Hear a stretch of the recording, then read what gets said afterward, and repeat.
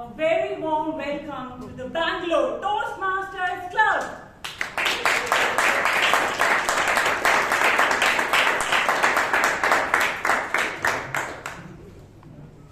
Today is a special meeting to celebrate International Women's Day, which means we celebrate women and their achievements, and if possible, to make some changes in the society. Now, as we have a special meeting, so there is a special change in the meeting pattern. All our role takers are women. So let's give a big round of applause to our all-women role takers.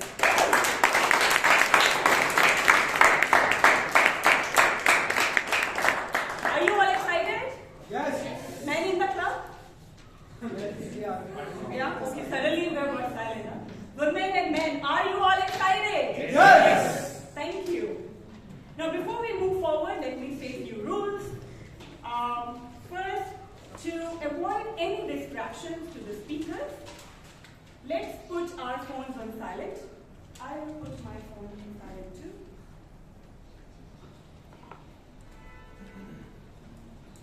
Next, please avoid moving inside the hall.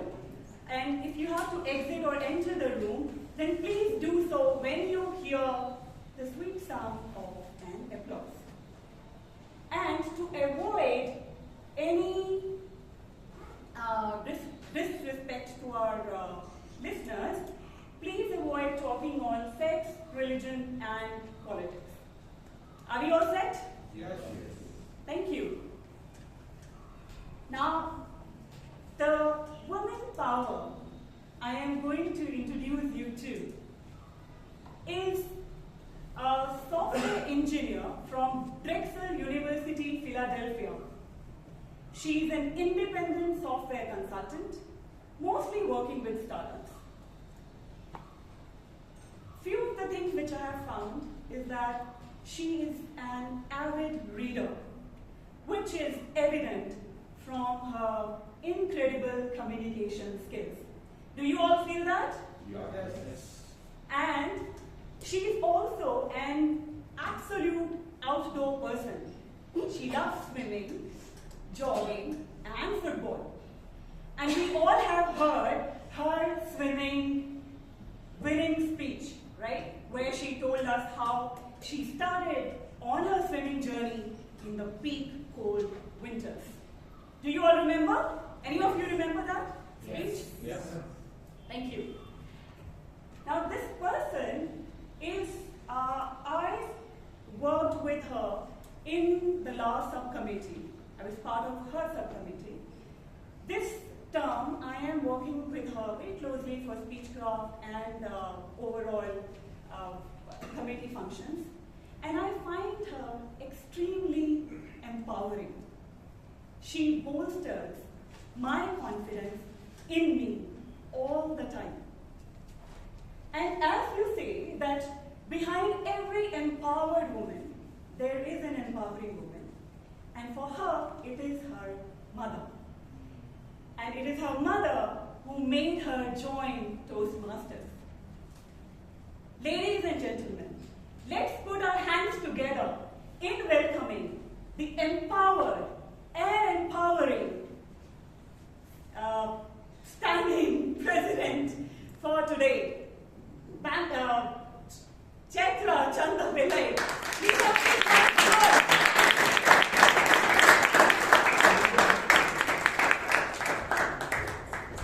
Thank you, Toastmaster Amrith. Good evening, fellow Toastmasters and guests. Good evening. How are we all doing today?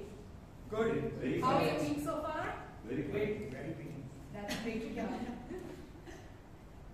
It's good to see so many smiling faces today, and it's good to see so many women in today's room. Now I'm going to call to order meeting number 1468.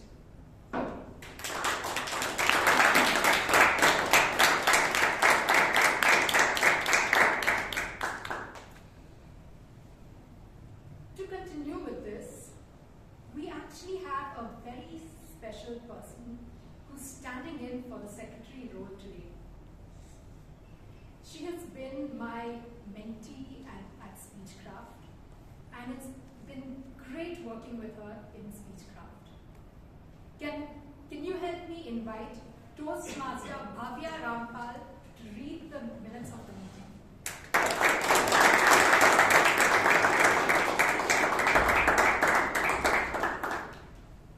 Good evening, everyone.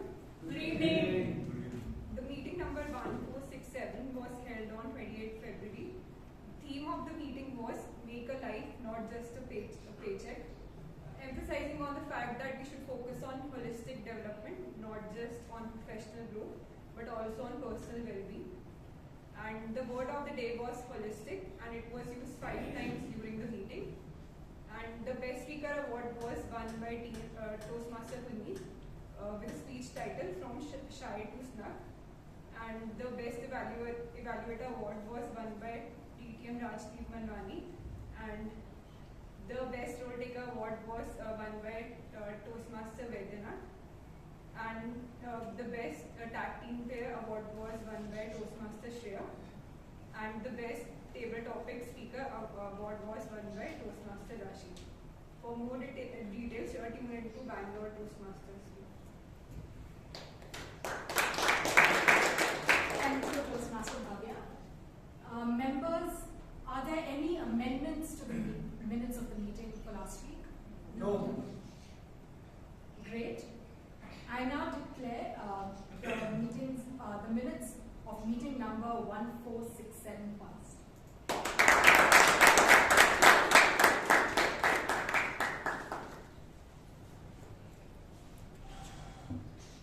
Can we have the guests over here quickly stand up? Okay. It's good to see you all, especially a lot of first-time guests, right? Yeah, not first time. Okay. Yes, it's first time. First time? Yeah. First time. Okay. Thank you. You may take your seat. Thank you. Committee members, can you quickly stand up?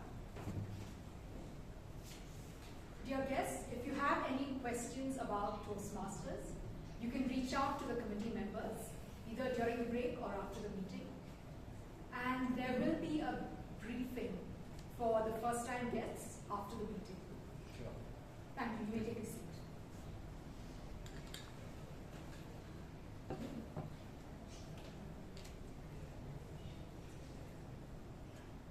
Ellen Johnson Sirleaf had a storied career. She hails from Liberia, and during a large part of her life, she was outside Liberia. You know why? Because the country was in turmoil. They had one of the dictators stage a coup, and after that, the country plunged into chaos. She took part in activism outside, and she had a lot of pushback from the government at that time. In fact, they tried to arrest her at one point. But she continued. And in 1995, she ran for president in Liberia. Unfortunately, she lost. And the country continued in chaos. In fact, there was a civil war running for around 14 years. And Liberia was in a very bad state.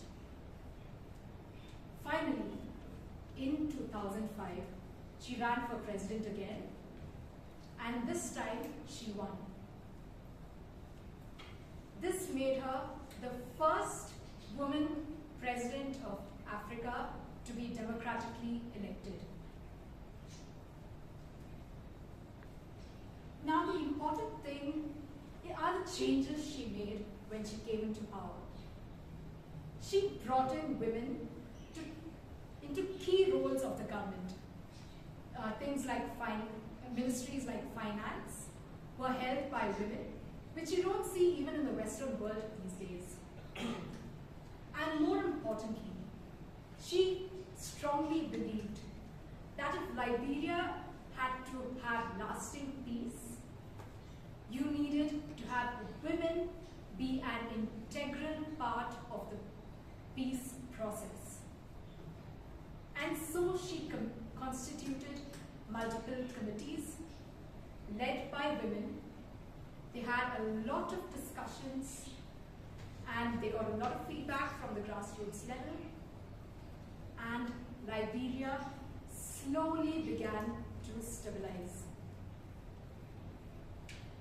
In 2011, she won the Nobel Prize for Peace because of her contributions and because of her decision to make women an integral part of the peace process in Liberia. Today, Liberia is doing much better, and Ellen Johnson Sirleaf is still advocating for women, still pushing for women's rights and women's participation in politics. Talking about women's participation in politics, if you look at the world today, it's quite abysmal, right? A very small percentage of our leaders are actually women. One thing we see in the world is that when we have women in leadership positions, you sort of gain momentum when it comes to women's participation in politics. The Obama administration famously tried to push women into key roles, and more than 1.5 decades later, we are seeing a much larger set of women joining politics in the US. Coming to the startup world, there have been a lot of conversations talking about how women entrepreneurs just don't get enough funding, how they don't get enough support. And one thing that we found out is that it's because women are missing from key decision-making positions. For example, women are currently around 18% of venture capitalists in the US are women. And that has drastically improved the number of women who are receiving funding. Friends, we hear a lot about how women can be empowered. But if there's one thing that really makes an impact, it is that women are empowered through the actions of their fellow women. And this is how we build momentum to equality. Coming to Toastmasters, we've seen a lot of change in the last few years. Our last few women, presidents were women. And here in Bangalore Toastmasters Club, we are here to celebrate women taking up roles during today's meeting. Now there is one very important person who will take this meeting forward. She joined Toastmasters in August 2022. And when she joined, she was the youngest member of this club. Now we have the newer joinees looking up to her because she has made such a large impact in such a short amount of time. Born and brought up in Bangalore, she has attended Brigade School in JP Nagar.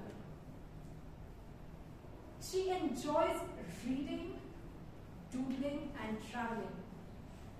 She is a certified yoga instructor, and she recently got a certification for completing 500 hours of instruction for Hatha Yoga. That makes her a very down-to-earth person. But there is another side to her. She went on a trip to Europe, and she tells me that her favorite part was going way up high to the mountains in Europe. So she's seen both sides of the coin. Friends, put your hands together to welcome our Toastmaster for today, the bubbly, enthusiastic, and ever-smiling Toastmaster Rashi Palgota.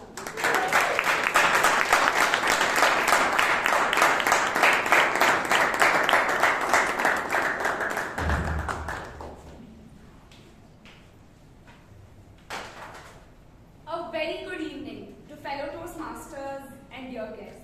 Good evening. To start off, I would like to tell you all a little teaser. A father was about to bring his son to a prestigious stockbroking company where he was supposed to give an interview.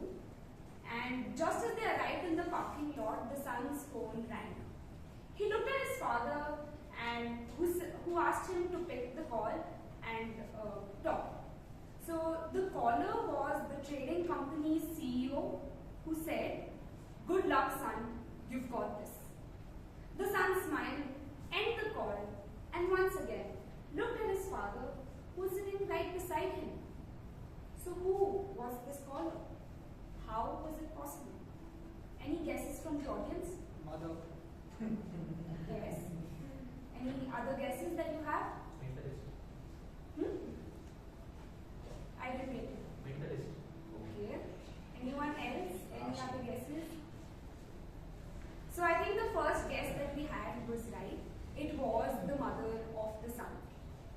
I think that we as a generation are changing. We are turning our perspective of women the other way around. But I think a few generations back, it was not the same case. People always considered leadership roles with men, or they always belonged to men, is what people believed. This was mostly because there was a lot of bias that happened, or equal opportunities that were not given to women. But I think the generation is changing, the narrative is changing. Women are being given opportunities, but they're trying to get better or put themselves out there. So that's what our theme is all about. When we're talking about empowered women, empowering other women and inspiring them to do better. While growing up, my mother always ensured that I understood or learned the skill of being financially independent, learning how to drive, or even stepping out of the house by myself in confidence without being accompanied by any other person. I always wondered, why does she have to push me to do all of these things? We will just figure it all out. But I realized that she was trying to give me the opportunities that she never got as a child, or the opportunities that were never put out there for her. And I believe that she's made me the person I am today, standing here. She was the one who pushed me through those doors, told me to stand in front of people and just speak my mind out. Maybe that was something that she never ever could dream of or never had the opportunity. It all seems very, common today, but it wasn't as common as we think it is. And I also, so recently, past few years, I've been telling my mom, why do you always expect me to cook? Like, why should I be the one doing that? Let the guy cook for me. I mean, if you want me to get married, he'll do it for both of us. Why should I take the initiative to do so? And I realized that it isn't about who is cooking, but it's rather a basic survival skill that you as a human need. So why blame it only on the women? Or why should a woman, in terms of equal opportunities, just put it on the man? And I realized that maybe it's really time for me to start cooking, even though I hate it the most. There is this another woman who I was inspired by. She was my yoga teacher. I very recently met her, and I think I am deeply inspired by the way she juggles her marriage, her career, her kid, and she does it all with remarkable strength and a huge smile on her face. I have never seen her so tense that she has to handle all the responsibilities. Maybe she has the support of her husband, but a lot of women in today's world still do not have the support of the husband or the family that they live with. And why?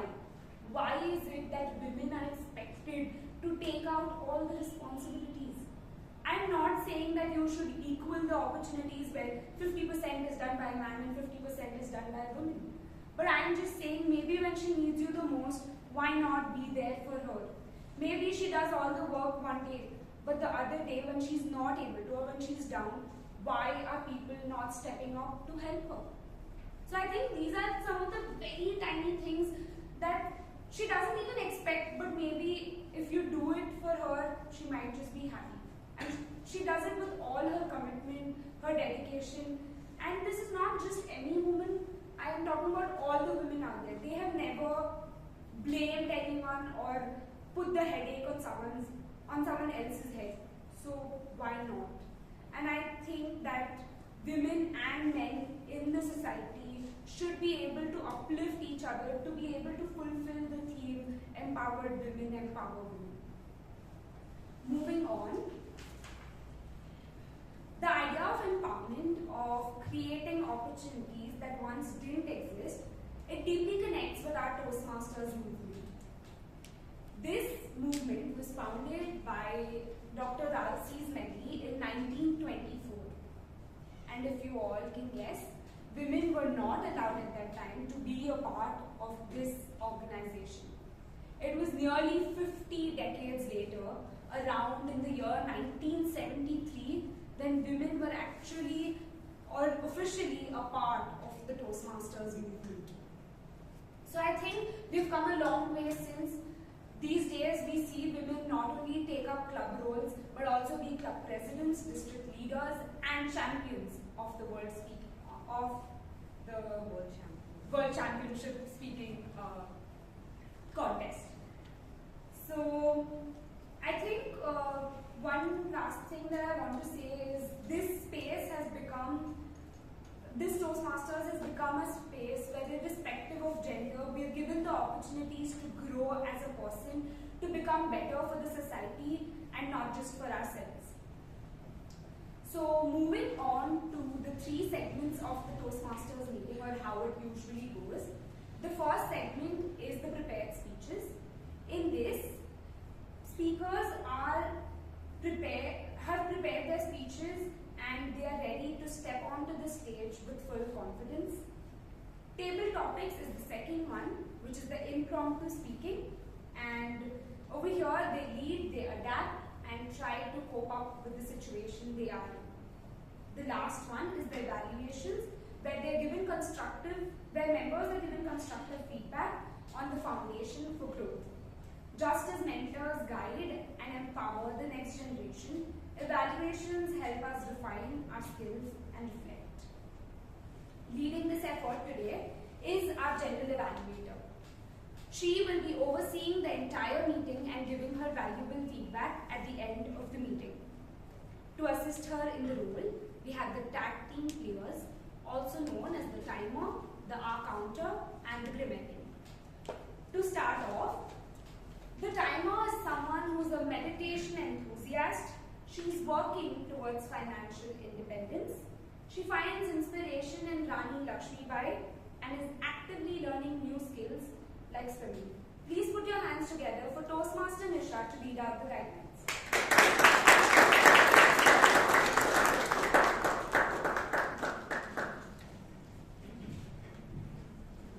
Good evening, dear Toastmasters and dear guests. Good evening. Today's theme, Empowered Women, Empower Women, is a reminder of that women don't compete, they complete each other. And there's a strong support system. As a strong support system, my role today is as a timer to bolster our speakers by keeping them on track, because even the most inspiring words lose their charm if they go on forever. Today's prepared speeches will be for 5 to 7 minutes. At the end of 5 minutes, I will raise the green card. At the end of 6 minutes, I will raise the yellow card. And at the end of 7 minutes, I'll raise the red card. You'll have a grace time of 30 seconds. Today's evaluations will be for 2 to 3 minutes. At the end of 2 minutes, I'll raise the green card. At the end of of 2 minutes 30 seconds, I'll raise the yellow. At 3 minutes, I'll raise the red card. Today's table topic speeches will be for 1 minute 30 seconds. After 1 minute, I'll raise the yellow card, the green card. After 1 minute 15 seconds, the yellow. And after 1 minute 30 seconds, the red card. You'll have a grace time of 15 seconds. Today, there's a special announcement. So, we are giving prizes to 3 table topic speeches who maximum optimize their time today.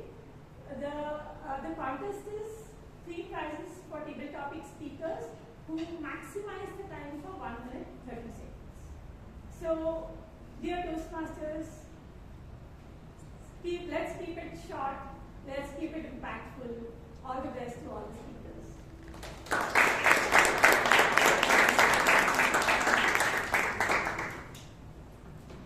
Next, we have a passionate Toastmaster who started her journey this year and believes women empowerment is about lifting each other when you need them the most. Please put your hands together as the counter Toastmaster Pandey.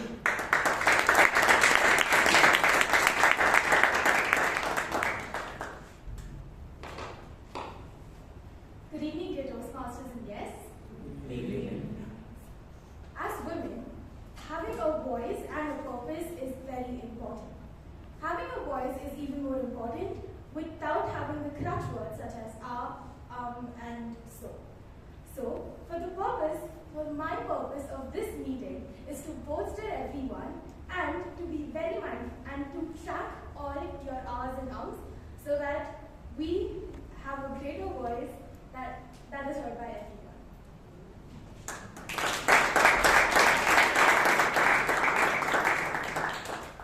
Next, we have a newfound cooking enthusiast who once questioned gender roles in the kitchen but now embraces the joy of cooking. She deeply admires her multitasking mother. As the grammarian, we have Toastmaster Bhavana to read out the guidelines.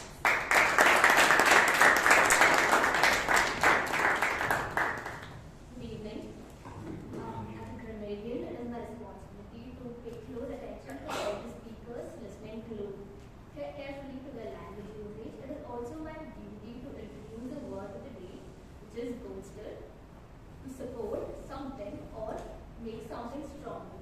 An example of using the word is, I tried to bolster my speech with strong conclusion, then forgot it and just said, so yeah, that's it. I encourage everyone to use the word of the day today in your speeches, and I repeat, please use it. I will give my report at the end.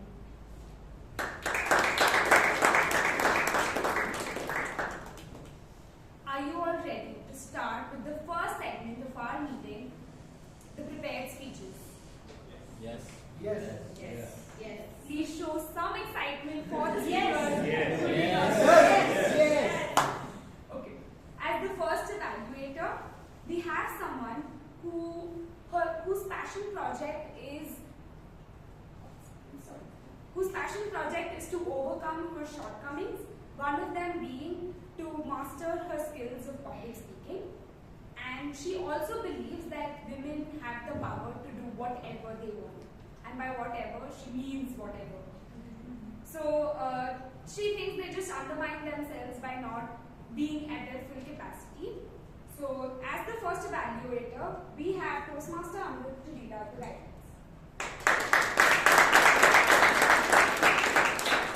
Good evening, everyone. The purpose of this project is for the member to practice using vocal variety or body language to enhance the speech. Back to you.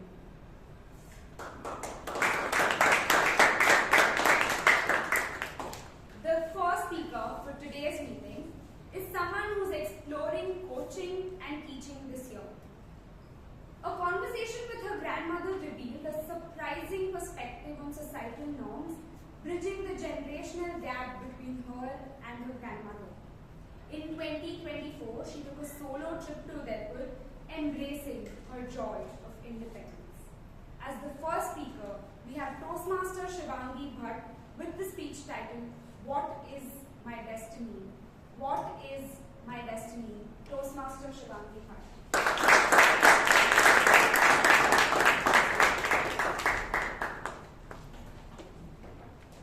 Indian railway stations, jostling crowds, trains arriving and departing back to back, the hawkers calling out chai, chai, bhaji, bhaji, just to entice you to buy that one cup. The comic book stalls with Amar Chitrakatha, Tinkle and Lutapi. If there's one childhood memory we all share, it's the train journeys we took as kids. Counting the stations, mimicking the hawkers, and eating packed snacks. Unforgettable memories. My maternal grandparents stay in Chennai, and every summer vacation, my mother would take me and my sister for a month-long stay there, every summer. As nostalgia hits me, I close my eyes, and a foggy memory begins to take over my senses. Something a little bewildering, even vaguely menacing. In front of a train door, a few feet from the gap to the track, a 2-year-old girl. Her senses are heightened by all that movement and noise around her. But her eyes are wide with amazement and wonder at the colors and shapes that she's taking in. She's having the time of her life. Meanwhile, there's an announcement in Tamil. Please pay attention. A young girl child, 2 to 3 years old, has been reported missing from platform 1. She's wearing a white frock with pink stripes. If identified, please report her to platform 3 police station booth. Name? Shivangi. How did I reach there? Well, my grandfather had taken me to buy a newspaper, and while he left my hand to pay for it, I wandered off. Now what do I say? All my life I've had the tendency to be lost. But in my thoughts, this was the first time I actually physically wandered away. He assumed that I'd gone back to my mother, and my mother was under the impression that I was with him. Thus, my newfound freedom got its feet moving. By the time Amma and Dada realized that I was with neither of them, my feet had taken me to another platform altogether. The Chennai Central Railway Station is the main railway terminus in Chennai, and let me tell you, it is the busiest in the whole of South India. On an average, each day, it attracts a population of 5 lakh people at any point in time. I'm talking about 2003, when it is close to impossible to track anyone's movements without CCTV cameras or GPS systems. My mother was living her most dreadful nightmare, because the police had just told her something she would never, ever dare even consider. In the shadowy underbelly of the Chennai station, the air is thick with the cries of lost innocence. Children are snatched from the bustling platforms and thrust into a world of despair and darkness, undetected, unnoticed. Forced to beg on the unforgiving streets, their tiny hands reach out for mercy, while their captors hide in the shadows, watching with cold, calculating eyes. The busy station, a symbol of progress and connectivity for our nation, hides a sinister secret. A network of child traffickers, preying on the most vulnerable, turning their lives into a never-ending nightmare. I could be their victim. Just like that, without any recourse or chance of rescue, I could be trafficked. Madam, we cannot make another announcement. The wrong people might get alert. We have dispatched a team to scout the platforms. We have to wait. Wait. Helplessly wait. After around 2 hours of what I can imagine would have been the most grueling wait for my mother. Through her tear-filled eyes, she saw a blurry image of me bobbing up and down a little distance away. A hallucination? No. It was indeed me, cradled in the arms of a man playing with a pencil in his pocket. He was a social worker who happened to hear the announcement, identified me as the lost child. I'm here today. All is well that ends well. But this incident, despite having happened when I was just a toddler, has impacted, influenced, my understanding of destiny. One of the most famous lines on destiny that I see plastered on all social media posts is, destiny is not something to be waited for, it's something to be achieved. We as adults always link destiny to achievements. You want to get into that university, you want that job, you do your best. But once you get in, I was destined to be here, you say. Fair enough. But what if we go beyond these achievements? I didn't do anything to attract that social worker. I didn't even try to draw attention.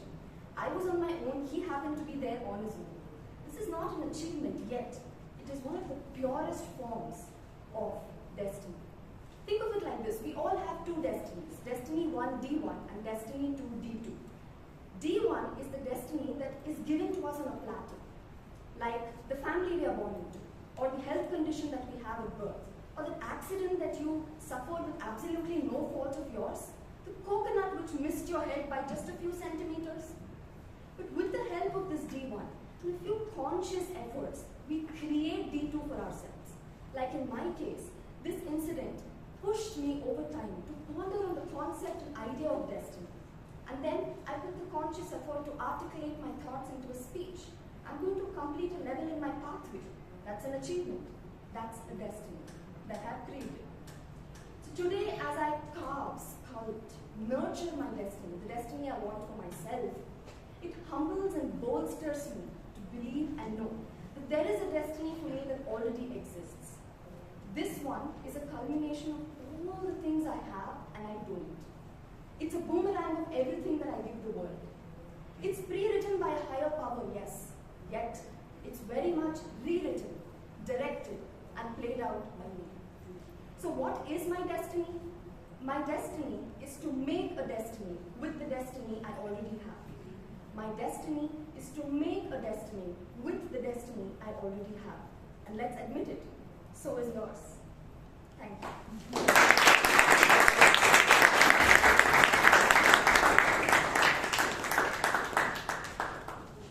My destiny is to make the destiny that I already have as the destiny. I hope I'm right. I hope my destiny is also where I'm supposed to be. But I think it was a brilliant speech. She made me remember my childhood memories when I used to travel in trains with my mom. But luckily I never got lost. So that was a good thing. Moving on to the next evaluator. She is a forensic science aspirant whose friend Anushka has been a force of encouragement in her life. In the year 2024, she got to travel to countries like Singapore and Malaysia. Toastmaster Shreya, please read out the guidelines for the second speech.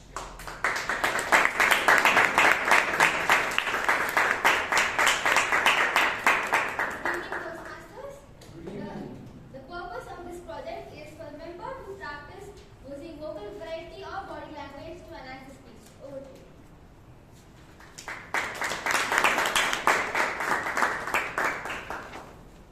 The second speaker believes that queens don't compete, they lift each other up. Her friends have always pushed her to aim higher, and she hopes to contribute to mental health initiatives in the future. Please put your hands together for Toastmaster Jewel, a rainy day Toastmaster Jewel.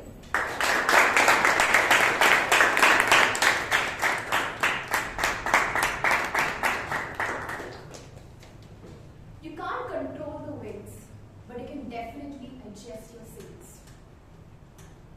Good evening, dear Toastmasters and guests. Good evening. I was in the 9th standard, and I was part of my school's NCC group. You would have seen these girls and boys marching on a Republic Day. Those are these NCC girls and boys. I hope you know what NCC stands for. No comfort for cadets. It's actually National Cadet Corps. I have been fascinated by the army, and I happened to see a movie called Lakshya. And seeing Hrithik Roshan's passion and dedication as an army officer, I also want to join the army. I am glad that I joined NCC because NCC opened my eyes. I realized I'm not cut out for the strict disciplines of the army, and I quit. Nevertheless, I had some wonderful experiences in the NCC. One such experience was a camp we had. It was a 10-day long camp with camping, marching, shooting and flying. I had never had been in a flight before and I was very excited for the flying part. But fate had other plans. Flying was allotted in batches. Every day, 2 cadets were allowed to fly with Captain Vishal, who was the pilot. But the day I was supposed to fly, it started raining heavily and my flying got cancelled. I was heartbroken. I was very sad. Why me? Like everyone else was going to fly except me. I was really sad. I told my friend Sergeant Chanchal about this. Now, Sergeant in an NCC is a leader who is responsible for a batch assigned to him or her. Sergeant Chanchal was the sergeant for our batch. She went to Captain Vishal and said, "Sir, my friend Jewel, she is crying. She wanted to fly, but rain spoiled all her plans. Can we do something about her? She's a nice girl. Please, sir." Captain Vishal said, "What? She's crying? What happened to mental strength of these kids these days? And she is an NCC also." Okay, let me see what I can do. Okay, maybe we can accommodate her on the 3rd day, on the last day of our camp. On that day, instead of 2 people, I'll take 3 people with me for flight. Tell her to cheer up. I was so happy to hear this. And I started bouncing with joy. Yippee! I'm finally going to fly. On the day I was supposed to fly, I reached the helipad. My eyes sparkled when I saw the helicopter. Its huge body and its rotor blades making a whooshing sound. Vroom, vroom, vroom, vroom. And there was Captain Vishal sitting in the cockpit. "Come on, girl, let's fly." And I just entered with a racing heart. This was my first flight and I was so excited. And we soon took off. As I looked down, the view was amazing. Buildings down looked like tiny clay models. And as we were soaring high in the sky, I could see clouds like white candy floss. And the view was amazing. As I was enjoying my first flight, Captain Vishal asked me, "Were you crying the entire night?" Yes, I said. "Jewel, life is not going to be always like you planned. You're going to get these setbacks. Being a soldier is not like crying. The most important lesson I want you to learn today is not about flying. It's about resilience. It's about being resilient in life. You can't control what happens to you, but you can definitely control how you respond to it. And being a soldier means being fearless, being courageous."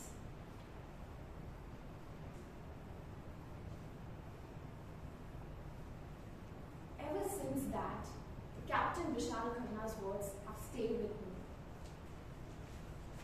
Every time in life, when things don't go as the way I have planned, I try to pick myself up instead of thinking that everything is lost.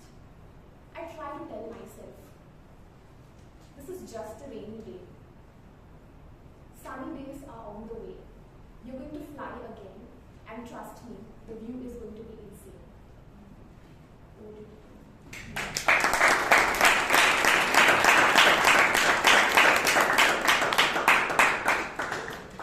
I think while I was listening to her speech, I realized that only when women or humans in general come across setbacks do they realize the true value of it and they feel empowered by it.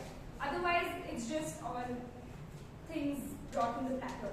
So, setbacks, rainy days are the generations that were gone, and I think the sunny days are coming where women are feeling empowered and are being given opportunities which they wanted always.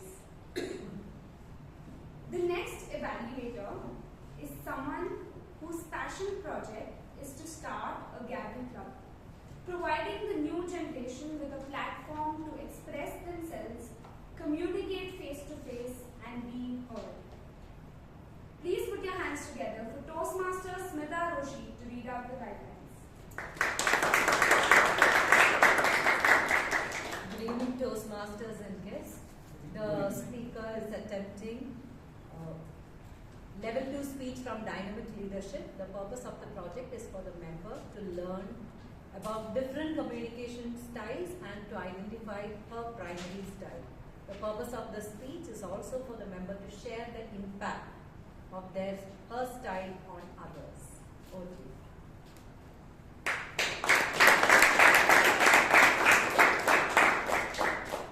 Our third speaker is an aspiring entrepreneur with a vision to be among the top 5 in her industry.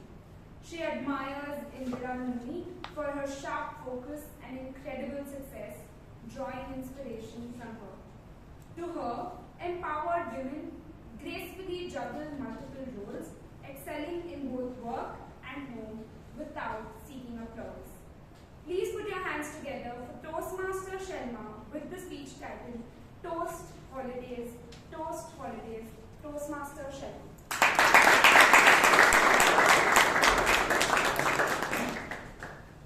Good evening, fellow Toastmasters, guests, and all gathered over here. Good evening. Communication is one of the very essential skills for a successful life.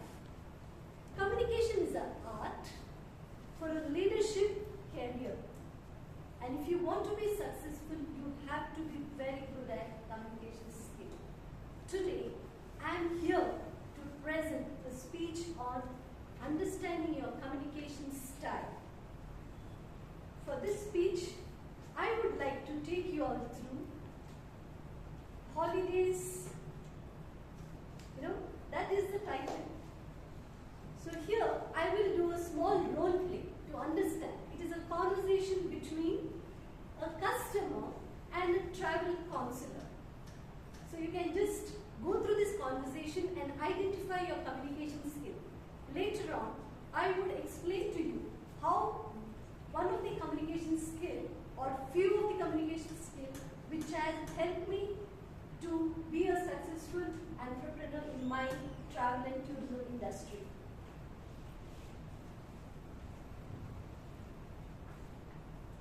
Good evening, ma'am. We have come here to inquire about a tour package. We are 64-year-old couple and we want you to help us curate a travel itinerary. Of course! I would definitely help you with an excellent travel package. By the way, can you tell me which is the destination you have finalized to travel? We both are planning for many years to travel to Scandinavia. Do you have any suitable itinerary for us? Scandinavia? You want to say that magical fjords? And that northern lights? Wow, what a beautiful country it is. Yes, I would suggest northern lights, best places to go to Norway. Thank you very much for giving that assurance. By the way, what it would cost for us to travel? It all depends upon your preferences. If you want to choose the hotel, the categories, please let me know. And do you have any preferred choice? Do you want to travel on your own or do you want an escorted tour? We would prefer traveling on our own, but not very adventurous. We are old, but we have that intention to travel. But by the way, can you give us an itinerary which is more on a cruise, walking distance, and where we can explore on our own with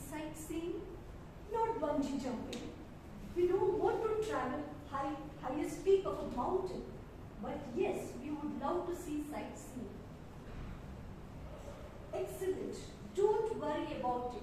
I would take care of your package. You decide the travel dates and let me know. I will send across the entire travel itinerary via email. You don't have to come here again. I will send my person to your place with all the details. Thank you so much, ma'am. And we are really thankful for you to making our dream come true. Thank you so much for choosing us as your travel partner. Here, this was a small instance which I brought before you all to show how the communication skill, wherein you would have seen how the communication skill has impacted. So there are different type of communication skill. There's a direct communication skill where people talk to the point. If they want to tell something, it is like short and sweet to the point. And also there is an initiative communication skill which is more of elaborate way of speaking. So you would have noticed that also over here. And some of it is more analytical, it is more of logical way. So if you want a kind of calculation, that is again an analytical point of communication skill.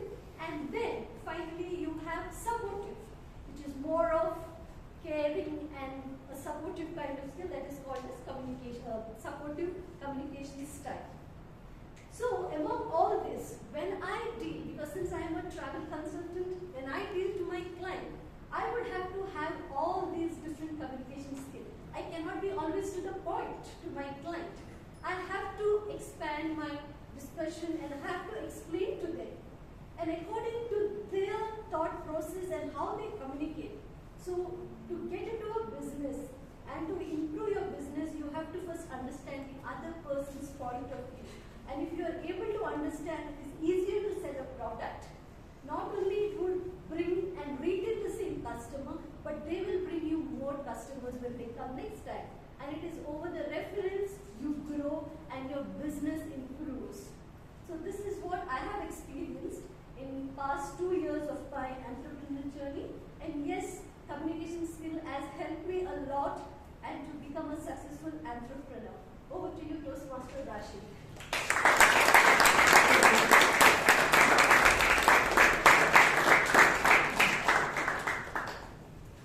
I think very rightly said, most of our communication skills, I believe, depend on the person who's standing in front of you. Like if you don't like the person, you'll always just not communicate in a nice manner. But if you really like the person who's standing in front of you, or say your crush, you're going to be the sweetest person on earth. And why? Like, I don't understand why you have to be that way. Okay. Moving on, we will have a 5-minute short break. Any of you who want to use the restroom, you can move out the door from here and take a left, right and right. And I think we will be back in 5 minutes. First segment to our meeting.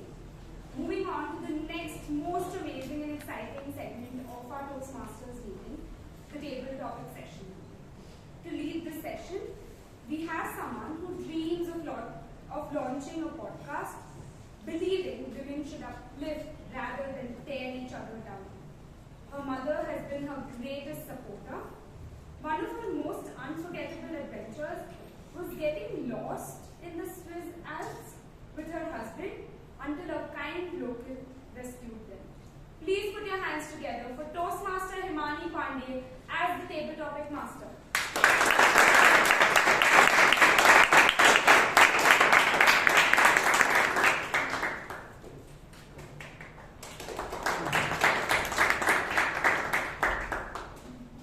Good evening, fellow Toastmasters and guests. Good evening. Let's get into the most fun part of the meeting. Toastmasters table topic session is designed to challenge our thinking on feet, and it's Toastmasters' way of teaching impromptu public speaking. So it helps us in organizing our thoughts for a quick delivery. Today's table topic session is going to be a contest. Apart from the best speaker, there is also going to be additional award for speakers who perform best among the tag category, timing, hours, and grammar. These are going to be very, very simple topics, so anyone will be able to speak, very easy topics, and you can speak, you can come on stage and speak whatever comes to your mind. The timing will be 1 to 1:30, 1 to 1.5 minutes. At 1 minute, timer will be showing the green card, and another 15 seconds yellow, and at 1 minute 30 seconds the red card. There will be grace period of only 15 seconds. With that, let's get into the table topics session. Girls rule the world. Girls rule the world. Toastmaster Richard.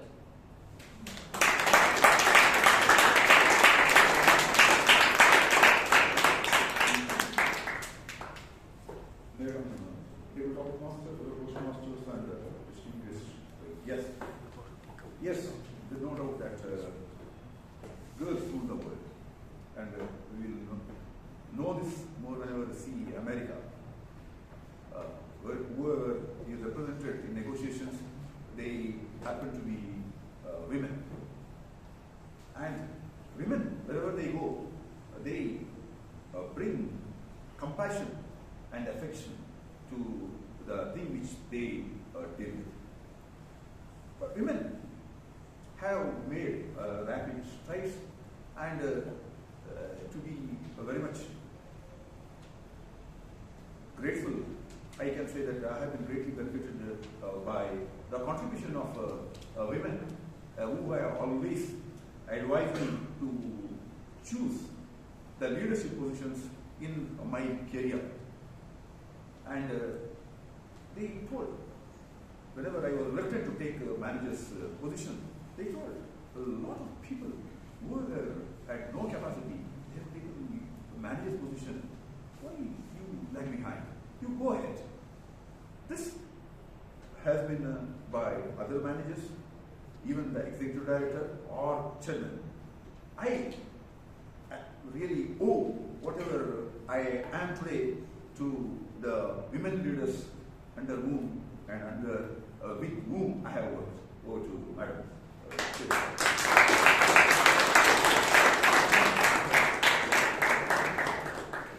Thank you, Toastmaster Richard. It was great hearing your thoughts on how you think women rule the world.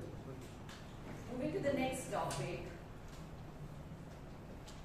A woman is a superhero without a cape. A woman is a superhero without a cape. Toastmaster Guru.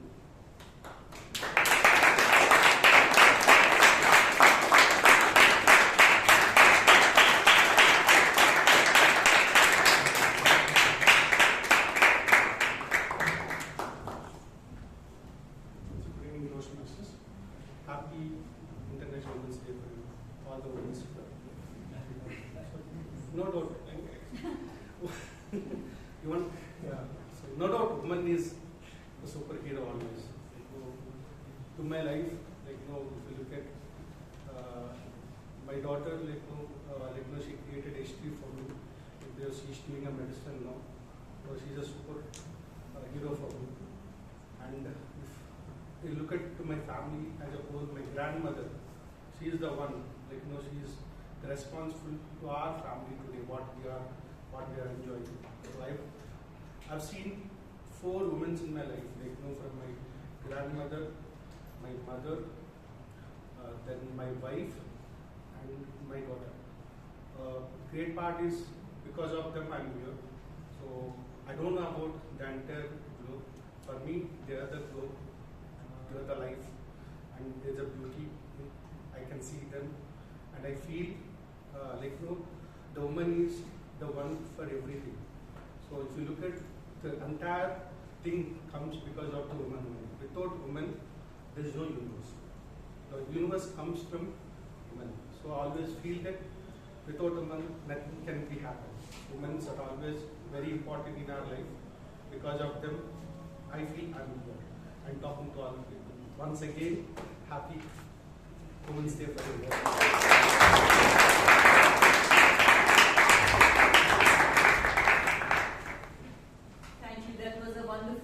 Analogy of associating women with the universe and globe.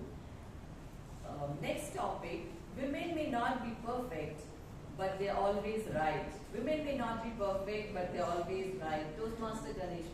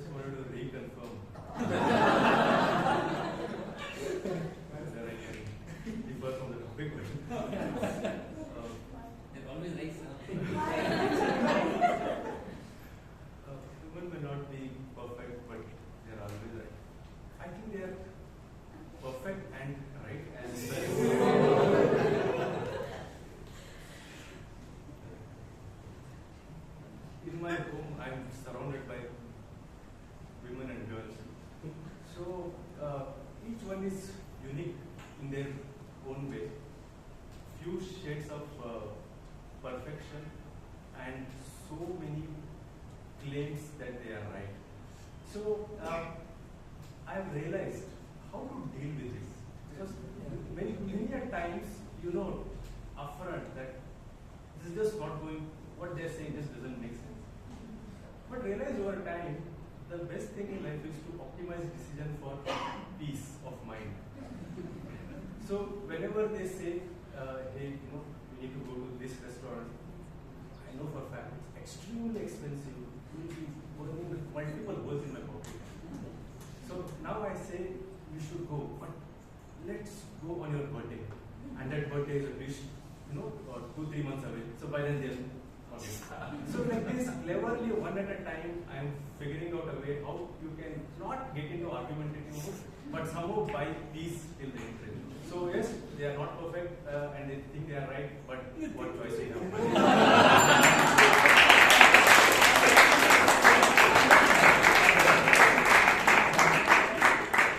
Thank you, Toastmaster Ganesh.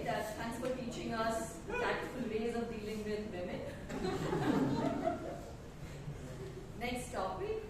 If women had mute button. If women had mute button. Toastmaster Vijay Anand.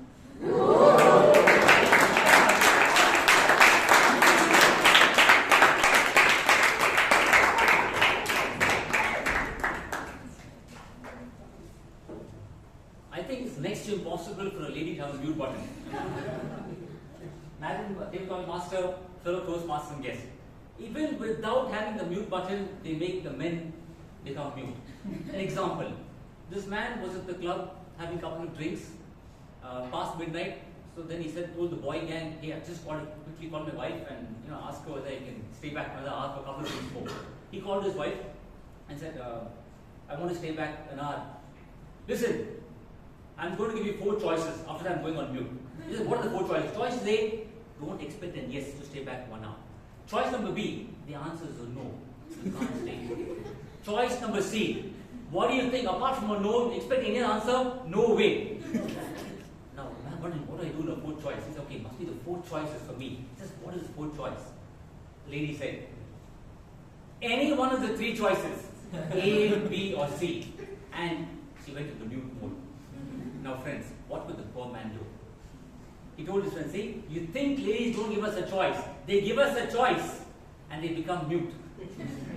So friends, all I want to say is, no way on this planet can ladies be mute, because the language we speak is called father tongue or mother tongue. Mother tongue. I don't think any language in the world is father tongue. How in the world can ladies be mute?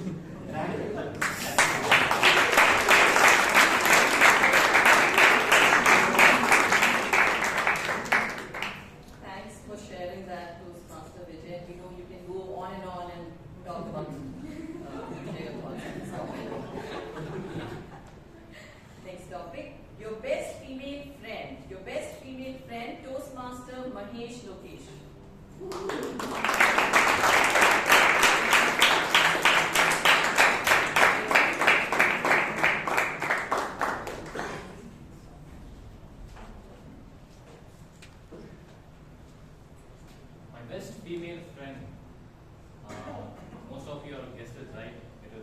probably my mother. So I share a very emotional and passionate bond with my mother. So whatever goes through on a day-to-day basis, at the end of the day we sit down during the dinner and go through what went wrong and how could I have done better. So it's like I wouldn't call her mother. It's because we share this friendship bond, and whenever she wants to out or whenever she scrolls down YouTube videos and she finds some good restaurants, she's like, we need to go on this on a weekend.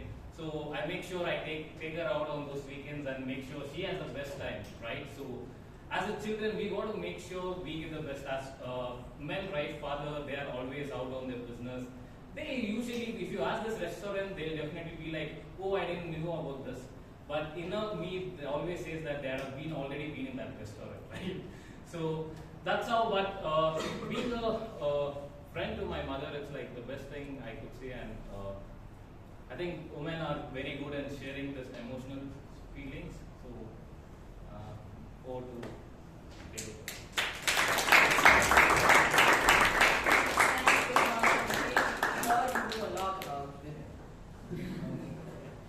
Next topic. Women are made to be loved and not understood. Women are made to be loved and not understood. Toastmasters Abhay, Kothari.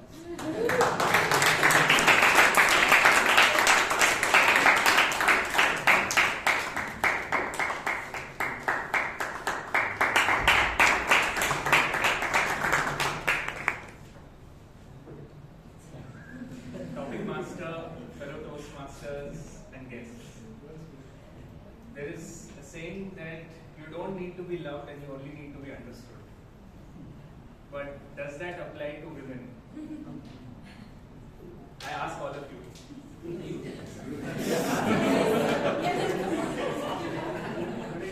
Now, who better to quote an example than Toastmaster Vijay, who only loves his wife, but perhaps misunderstands her all the time.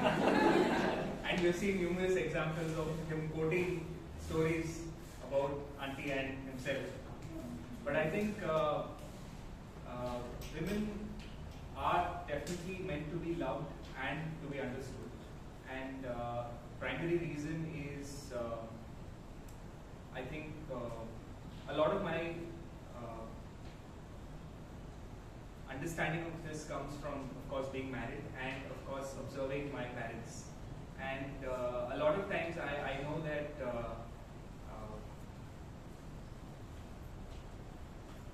some decisions at my place are maybe taken by my father, but a lot of decisions that he takes are in consideration with what my mom always wants.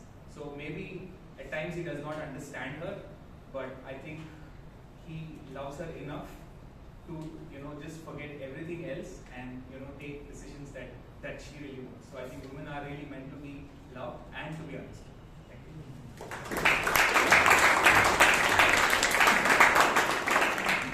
Thanks, Toastmaster Abhay, for sharing your honest thoughts. Next topic, men like to gossip too. Men like to gossip too. Toastmaster Vishal.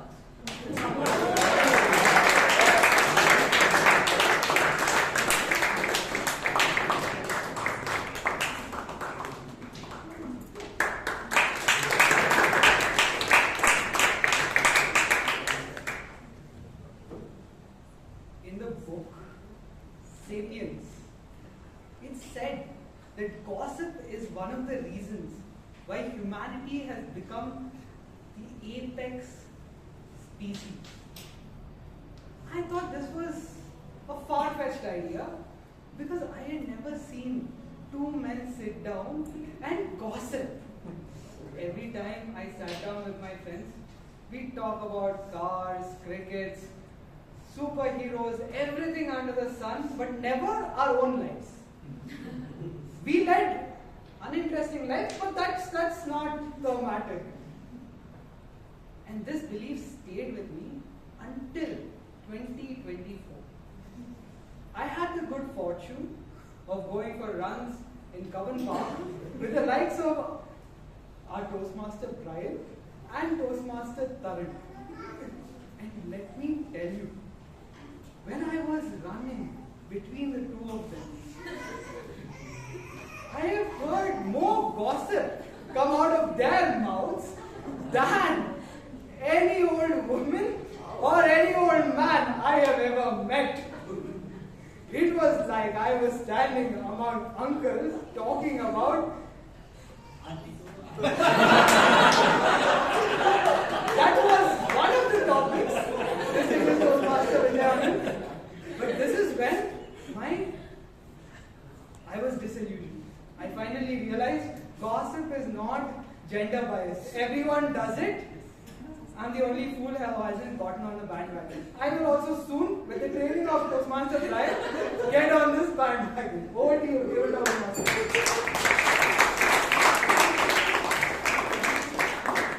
Thanks, Toastmaster Vishal. That was sharing a lot of insider info about other Toastmasters. The next topic is men are from Mars and women are from Venus. Men are from Mars and women are from Venus. Toastmaster Puneet.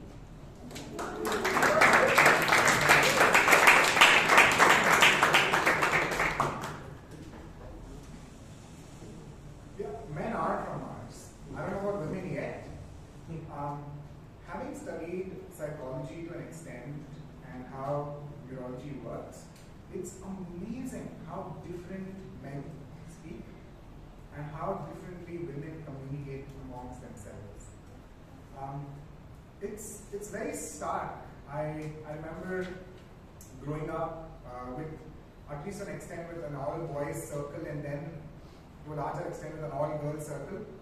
And I could see the differences in just the way they talk. I mean, women not only have like a verbal conversation, they have like an eye-to-eye conversation that has like layers of patina to it. Men are too bland compared to that. There is so much of variety and layers and context to what women speak, and they have these different data points they bring in things from, even the simplest of things, like the way we nod, the way we use our okay, oh. Men, it's completely missing the men's world, and women do it all the time. Their conversations are peppered with ahs, ums, ooh. Men are too bland. So I definitely believe we men are from Mars, and I feel now, after having shared this, women are from Venus. But I definitely think on Earth, we can bring both of these worlds together and find a common ground to communicate. I believe if we men put in the effort to understand how women communicate fundamentally, which is very different, we will be able to relate to most women, and we'll be able to get our message through. With that, happy communication to the women from the other planet and men from the other planet.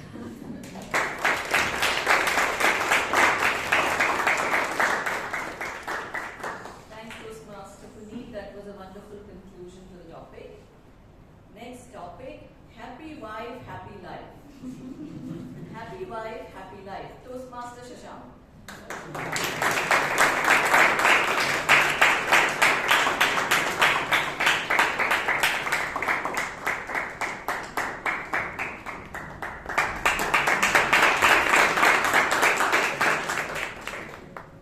Happy wife, happy life.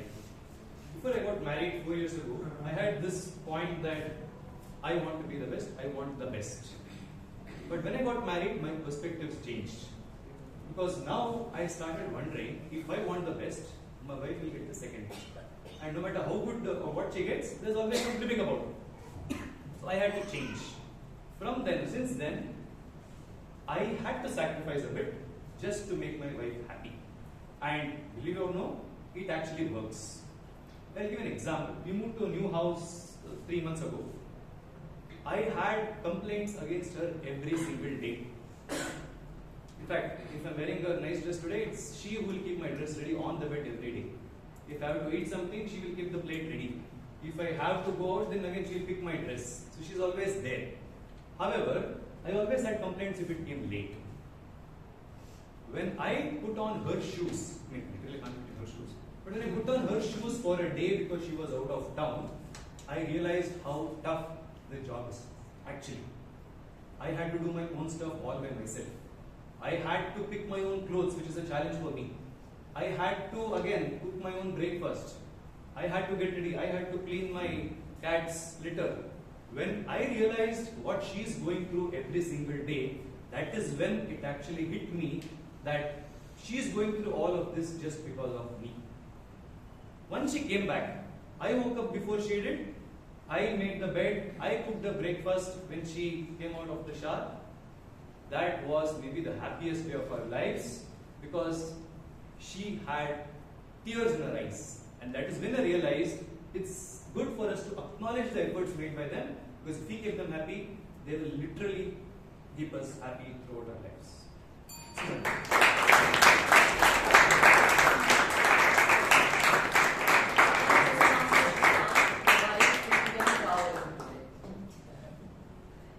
Next topic, men don't listen for directions. Men don't listen and women can't read maps. Women can't read maps. Men don't listen and women can't read maps. Toastmaster Alok.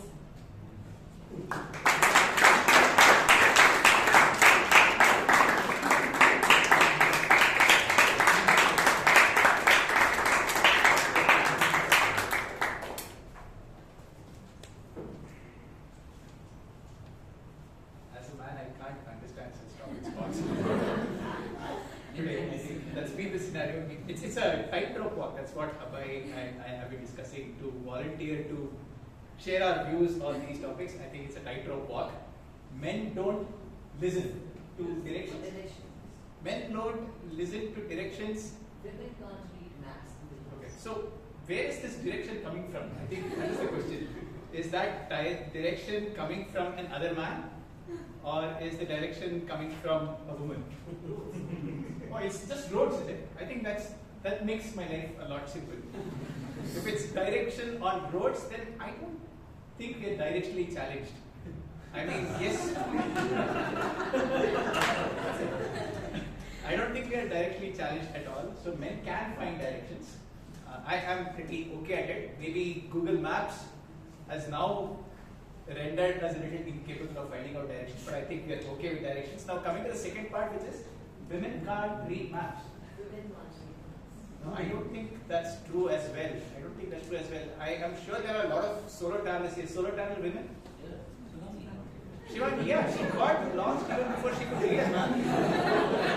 Did she? I mean, she was doing both. She was finding directions and she found her way back to her mother somehow. So she could read maps as well at that time. So I don't really find any incapacity in terms of women not being able to read maps. And men being directionally challenged, I don't think that's true as well. I can find my way pretty okay. I'm sure most men here can. So with that, I just put an end to this and say men can read directions, women are good at reading maps. Let's go find new destinations together.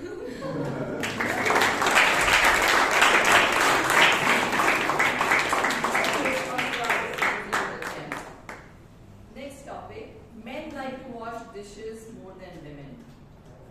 Men like to wash dishes more than women. Toastmaster Akash.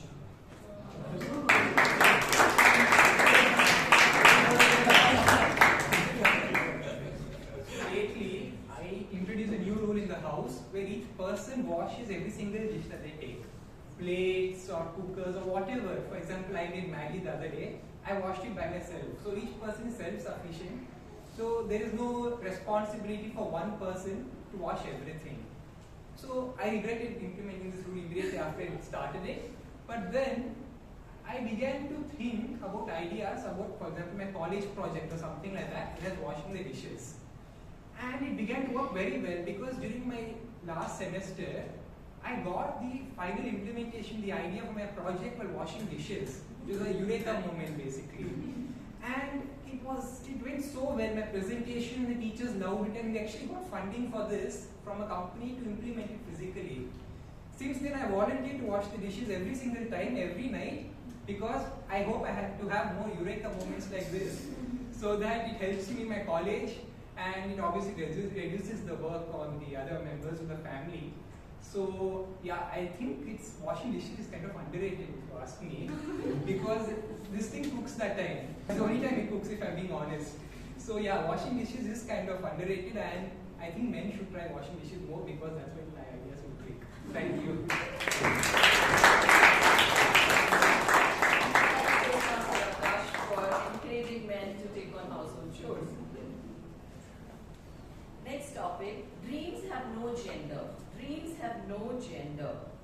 Toastmaster Ganesh.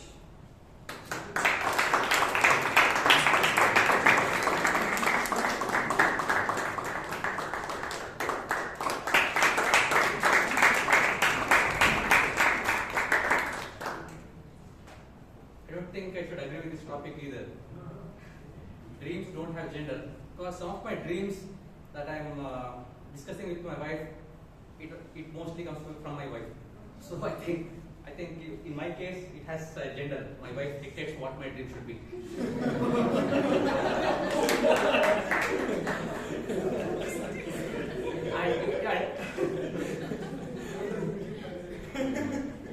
I just took it on the other side. But on a serious note, dreams don't have gender because in India we have seen women prime ministers, women presidents ruling the country as equally and as powerfully as the male genders are done. Be it in politics or in defense, we have seen women raising their bar, women going through the ceilings that they thought is a glass ceiling. So we are seeing this transition, and we are still seeing Sunita Williams being in the space for such a long time, and I think that is a record. So dreams don't have gender. I definitely concur with it, unless of course it is a situation where it's similar to my personal case, where dreams sometimes have this gender bias. Thank you.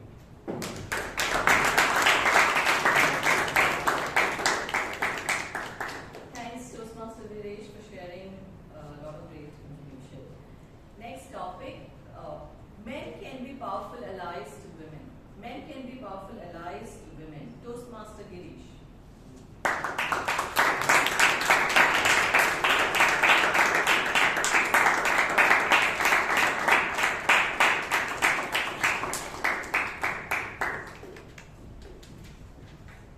Men can be powerful allies.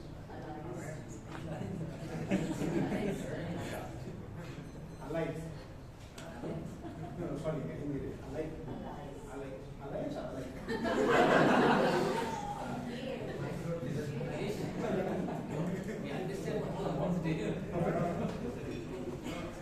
Thanks for that, so that I clearly understand the meaning of it and then I'm able to communicate what my thoughts are. Yes, of course, I really concur with this view. Men can be a complete support to women. This I have seen, of course, and also on the other side, I thought I'll have an opportunity to tell how women have been supported me throughout my life in today's situation. Yeah. Starting with my sister, younger days we always had this fighting aspects of it, but every now and then when I see now, she has always been my anchor with my family. So even though there are differences with my father or my mother, my sister is one who is actually trying to bring us everyone today. Yeah? On the same wise, if I see, we do also support her on the same consensus, so we do have alliance. But now coming back, if I look what capability and women can bring into a man's life, I really would like to take example of my wife. Whenever I think of how observant she is, it's like that experiment we would have seen in science classes when a professor pulls in a glass jar and try to put big stones and say, is it glass filled? And then you can once again pour some amount of, let's say, mud, and then say, is it glass full? And then every time the experiment goes on, then finally they pour water. So what this actually says is, it's how we see at any given point of time, is it the threshold that have been met with my partner or in fact my sister or in fact my colleague. They have always been me supportive. I mean, at times I felt I've already too much exceeded, but always my wife have been there for me.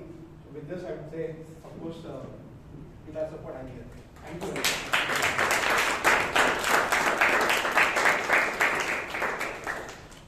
Next topic, it's your most inspiring women role model. Most inspiring women role model, Toastmaster Brian.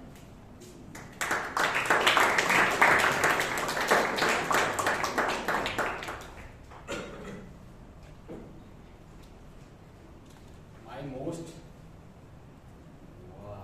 role model, yeah, good. Inspiring role model. Most of you would think it's my mother. It is my mother, but keeping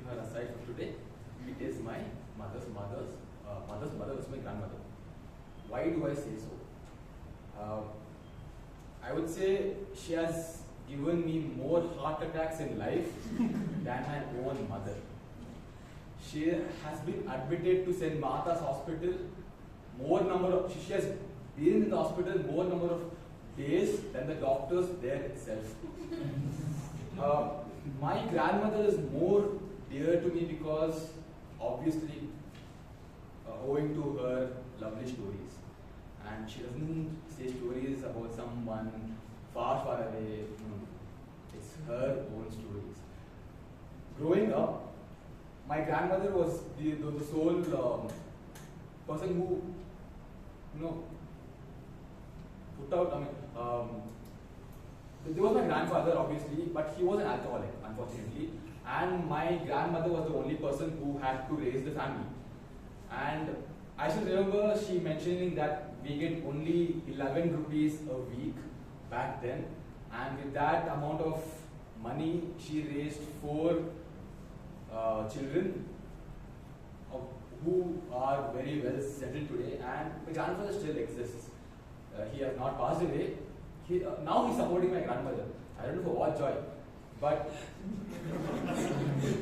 her struggles define who she is. And not only her, even my mother speaks highly of her. And due to the time constraint, I'm not going to speak more.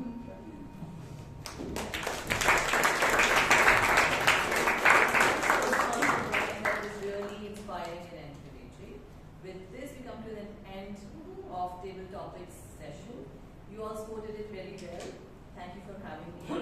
I am back to Toastmaster.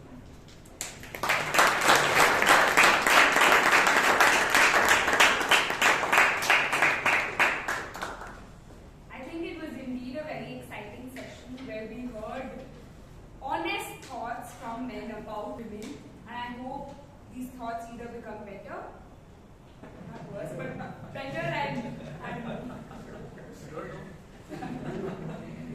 okay. Moving on to the most important segment, the evaluation segment. To carry this segment forward, we have the general evaluator. She is passionate about supporting cancer patients as well as traveling to India's most significant places. She believes that true empowerment comes from self-belief, which is a lesson that she learned or realized here at Toastmasters. And she's very inspired by her mother and grandmother's resilience. She embraces challenges head-on, like conquering her fear of driving, a journey she's steadily working on. Please put your hands together for the general evaluator for today, Toastmaster Priyanka Rampal.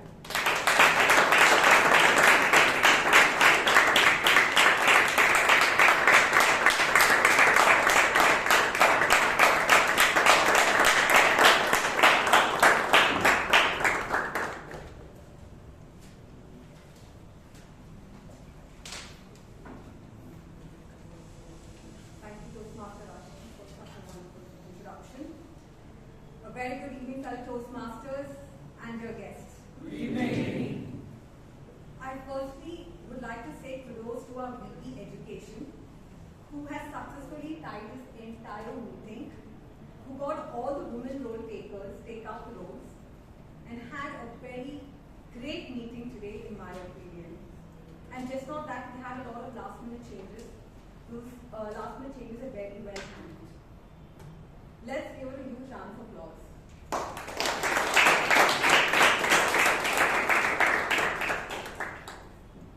I would also like to thank her for such a wonderful theme, a very strong, powerful theme that says empowered women, empower women. And the 2 words Rashi chooses. Wow. Then thank you, Rashi, for choosing such a strong theme for today's meeting. The 2 words that stand out for me is empowered and empower. Because I believe that until you feel empowered, you cannot empower anyone. And this lesson was taught to me by my grandmother. And what surprises me is that for the kind of childhood that she had, and she advocates this kind of a thought, is really surprising. The day she was born, she lost her mother. And her father, who loved her mother so much, blamed her for the death of her mother and disowned her for a good number of years. Then it was the family pressure that made her father get married to another woman, so that with the thought that she would at least have somebody who could give her mother's love. But to her unfortunate destiny, her stepmother never gave her that love that she deserved and treated her very badly. And just not her stepmother, her stepbrother and sisters. She really had a very, very bad childhood and a growing time.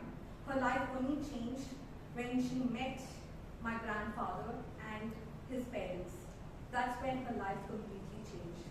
And what is very surprising is when her stepmother passed away, they gave her the responsibility of her stepbrother and sister, which she very happily took forward and took care of them and educated them and got them married. When I got to know about this story, I asked her, how is that you are still okay with them? How is that you still show the same love and affection that you share with us? Don't you feel angry? Because I felt very angry when I got to know about the story. She told me one thing at that point of time. What they think, I don't know. Why they reacted that way, I don't know. But what's important for me is that I'm able to see myself as a mirror every day.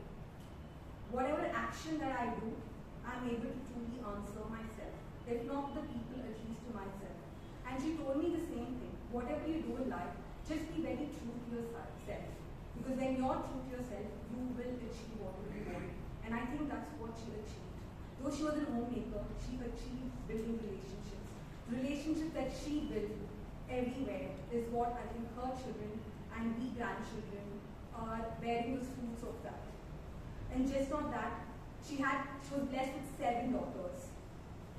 All her daughters were raised with all the privileges in life, but she also taught them how to deal with unpleasant situations if it ever happened to fall upon them.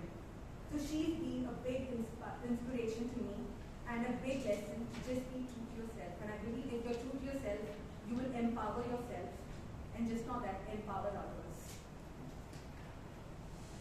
Thank you so much for this wonderful theme and helping me remember what my grandmother reinforced in me. Moving on to the meeting. Kudos to Sergeant Arm for organizing the meeting so well just before the meeting. I came 15 minutes earlier. The meeting room was well set, well decorated, had the right people, help her and support her in getting things rightly done and decoration, writing the board. Amazing job with that, Toastmaster Amrith. I love the way you started the meeting. Great energy. You had a great introduction. If I may just give few suggestions which could help in the future would be just before the meeting starts and before you take the stage, maybe just check around if everything is right, like this door was open. It's very important that the doors are closed so that there's no disturbance when the meeting starts. Or maybe take help of your subcommittee and assign them to take care of these areas. So there is no distraction or disturbance and people coming in when somebody is onto the stage.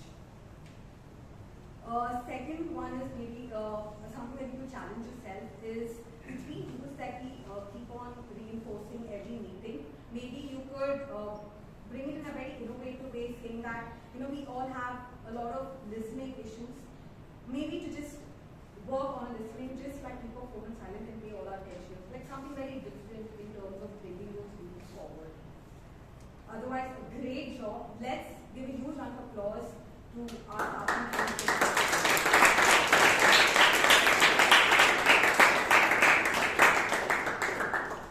Moving on to our president, a great story that was shared by our president about Elon Johnson. I also like the way she welcomed our standing secretary. And moving on to our standing secretary, for the first time taking onto the stage, I just love the way you just own the stage and you presented your secretary before. Let's give our standing secretary, Toastmaster Palgota, a huge round of applause.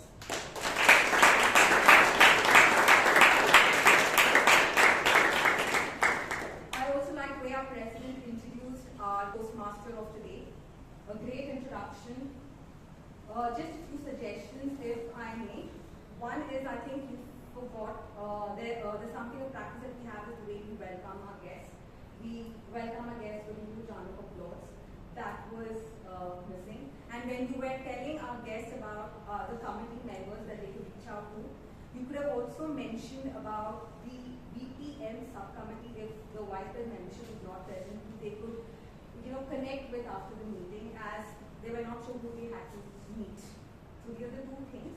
But for the first time as standing president, a great job done, Toastmaster Chaitra. Let's give her a huge round of applause.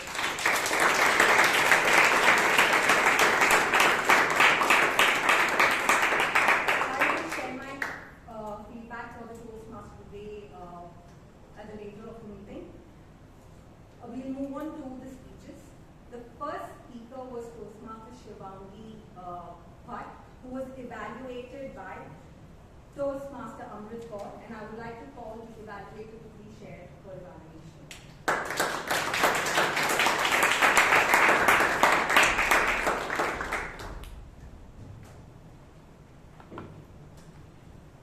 Okay, so the speech purpose was to work with vocal variety and body movement. And Shivangi, where she left? Oh, okay. All right. So, okay, I will share the feedback anyway. I feel the speech was amazingly good in terms of because she started with a story. She started with her story and she took us immediately to, we were imagining our childhood, our experience at the railway station, and those mishaps which might have happened of just running around and losing mom's hand or father's hand or something of that sort happening. Something of such thing has happened with most of us. It has definitely happened with me, and I was completely glued to her speech. So great way of starting a speech.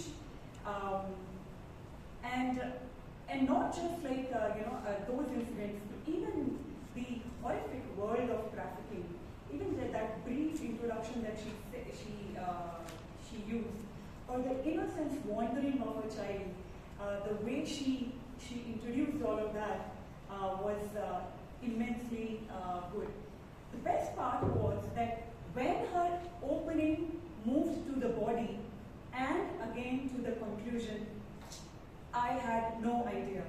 Like it was so, the transition was so smooth that I was so glued to the speech that I never got to think, oh, this is where we are. In fact, I didn't even got the time to think of anything else during her speech. In the body, the three areas where I'm sharing feedback. One is the body movement.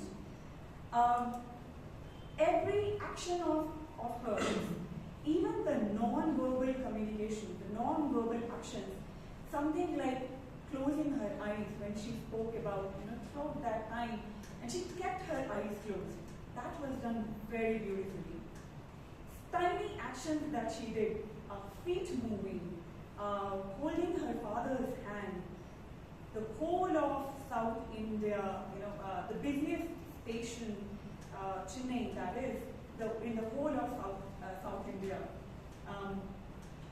Even the tiny gesture that she did of unnoticed tiny hands of child traffickers, which is a scary reality. But rather than making it feel like really scary, but just by adding one tiny gesture, we could feel the horrific life of such children. The second is the vocal variety. Things like Chai Chai and Bhajiwala, which she started with, tearful eyes of her mother when she really slowed down her voice. They brought in a lot of vocal variety to her speech and bolstered the entire speech content. Okay, so I would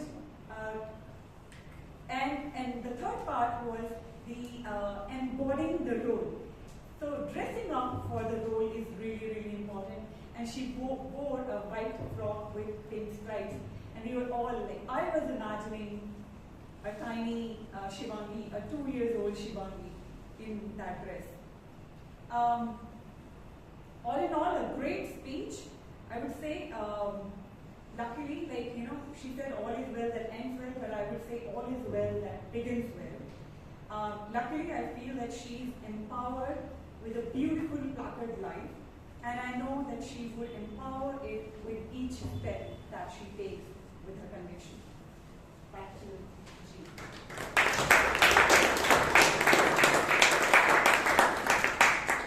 Thank you, Toastmaster Amrith.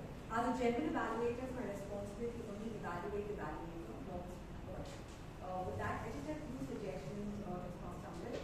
One thing is I would suggest that you could probably read out the purpose again, so that it kind of rings the bell about what the purpose of the speech is and when you're evaluating. Second thing is you read a lot, you emoted a lot of her speech, which maybe that could be avoided indirectly, the feedback that was given, and how that could have been worked on would probably help. Thank you so much for the evaluation. Let's give the speaker and the evaluator a round of applause.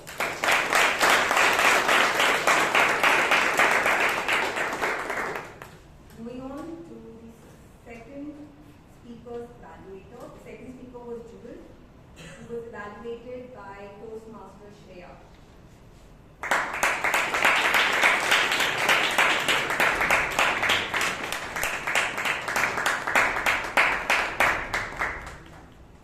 Good evening, fellow Toastmasters, and my target speaker, Toastmaster Jewel. Good evening. Good evening. Thank you. On the occasion of Women's Day, may I say that all the women present here are a gem in their own ways, and especially my target speaker, quite literally, just the way you boldly entered, just the way you boldly enter NCC 9th standard, let me evaluate you boldly today. To start off with, your humor was on point. When you expanded NCC as no comfort for cadets, I could hear laugh from every corner of the room and was very audible. Second, you know your audience. As you know, not many people would be familiar with levels and positions of NCC. You explained those terms whenever you mention in the stage, such as sergeant. Moving on to your body language, you could have used the stage a bit more. I saw you moving just here for a long time and then here. Although you could have been more free and then come to the front and wish them more openly. But you were really confident and comfortable on stage. What I've always observed about you is that whenever you come on stage, you have this gesture, like a hand, which seems to calm you and the audience as well, which I really like. You showed your emotions when you were like, oh my God, I'm so happy. Okay, that made me happy. Wow, you're happy. And your happiness was radiating all across the room. Now, looking from a vocal variety prospect, you did use pauses. You had a perfect pace, but you could have made use of pitch when necessary. For example, when it comes to army personnel, right? They are known to have that aura. They have that pride, and it is very visible in their posture as well as in their voice. So what you could have done is straighten your back and stand like fully firm voice and loud voice. So you could have told like, so Jewel, is that true? Did you cry? So that firmness would have been there. Yeah, that also enhances your body language, and according to my sources, it is called as National Cadet Corps and not National Cadet Corps. With that, I would like to say your body language was extremely good, and your vocal variety could have been more creative, which could have taken your speech to the next level. With that, I would like to conclude by saying your title was Rainy Day, but I think whenever you come on the stage to the club and give a speech, it becomes a sunny day. Over to you.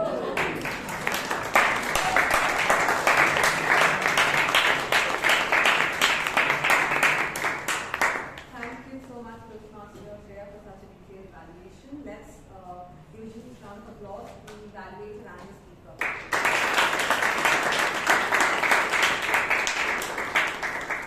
Moving on to the third evaluator. The third speaker was Shelma, who was evaluated by Toastmasters Thomas.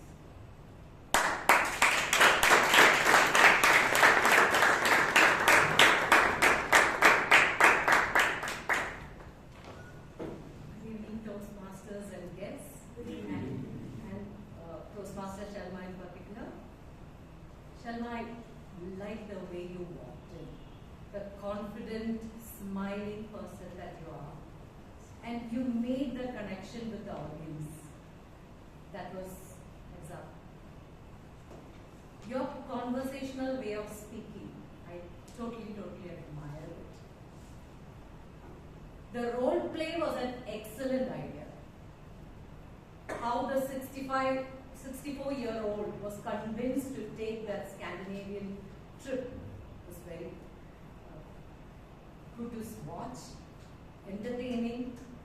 The voice changed from that 64-year-old to that exciting, the enthusiastic entrepreneur was entertaining, I should say.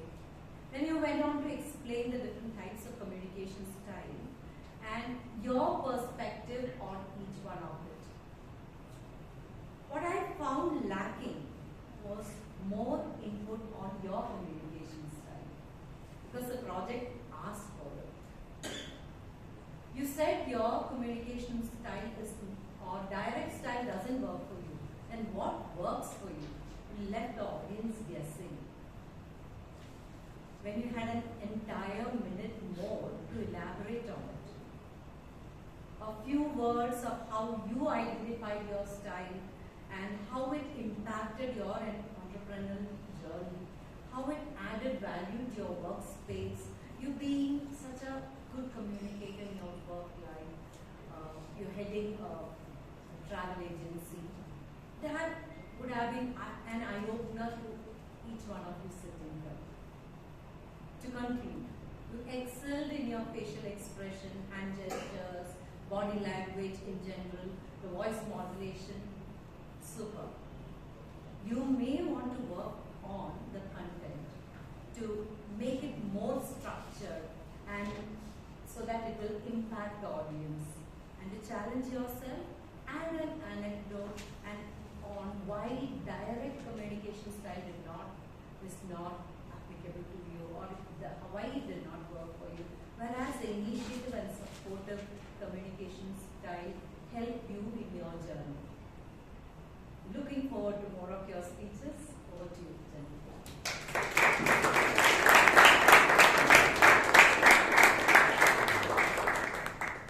Thank you so much, Toastmaster Smita, for such a great information. Let's give a round of applause to our speaker and the evaluator. Now moving on to our Toastmaster today, who is very important in time the entire meeting, and in my opinion, did a fantastic job. Like I always say, as soon as you take over the stage, you just own the stage, and you do have that kind of personality where you can just draw people's attention. I just love the way that you took over the stage, the great story that you shared about your mother and yoga, which really inspire you. I also like the way you move forward with every section of the meeting. That was very well put across. If I may just give you a suggestion that can help you next time when you take up the role, is I felt as soon as you came onto the stage, you could have probably just done something to just get the people's audience back, like how Amrith did the clap.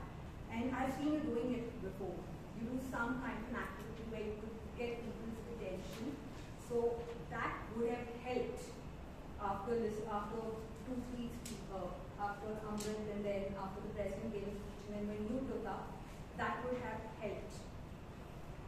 And something also that I would have, another suggestion is when you're sharing your own story, you could use the stage well, but for the introduction, you could have taken this podium as a reference whenever needed. Otherwise, great job, Toastmaster Rashi. Let's give a huge round of applause for a Toastmaster.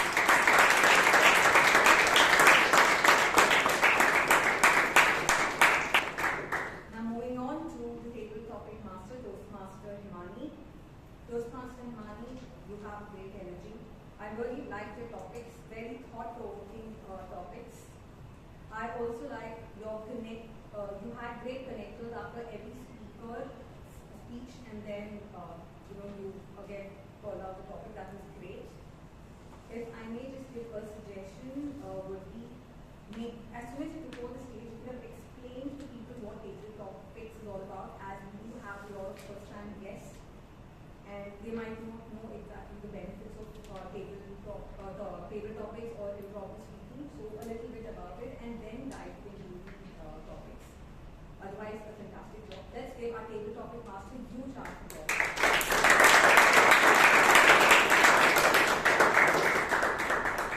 Moving on to the three most important people in our meeting who helps us or ensures that we all are doing right in our meeting is our tag team. First, I would like to call the timer to please share her report.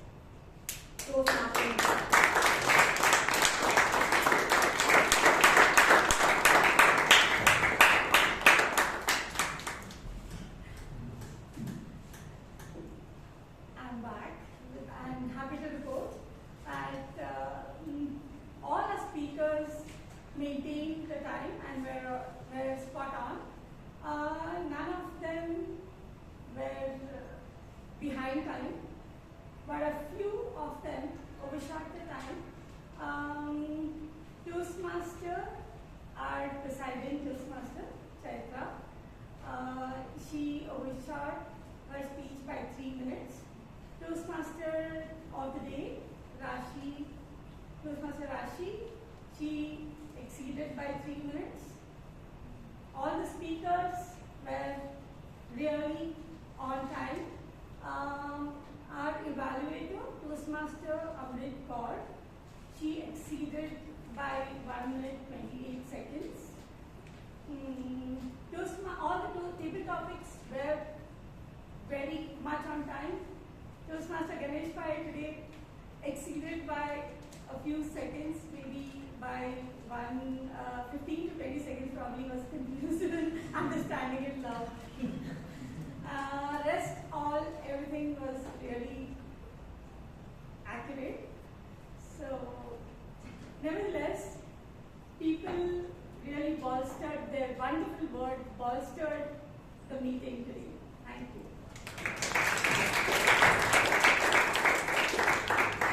Thank you so much, Toastmaster Vishal, for the great time report. Let's give her a huge round of applause.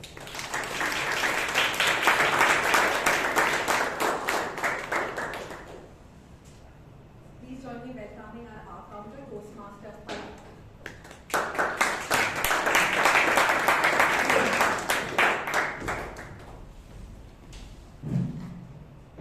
Good evening, everyone. Good evening. I'm happy to report that all the Toastmasters used very less crouch words. So Toastmasters who used 0 crouch words were 5. Toastmasters who used 0 to 5 crouch words were 17 Toastmasters. And Toastmasters who went a little over 5 were only 6. So I conclude my report by saying, improving our speeches is a journey, more like a journey towards gender equality, one step at a time.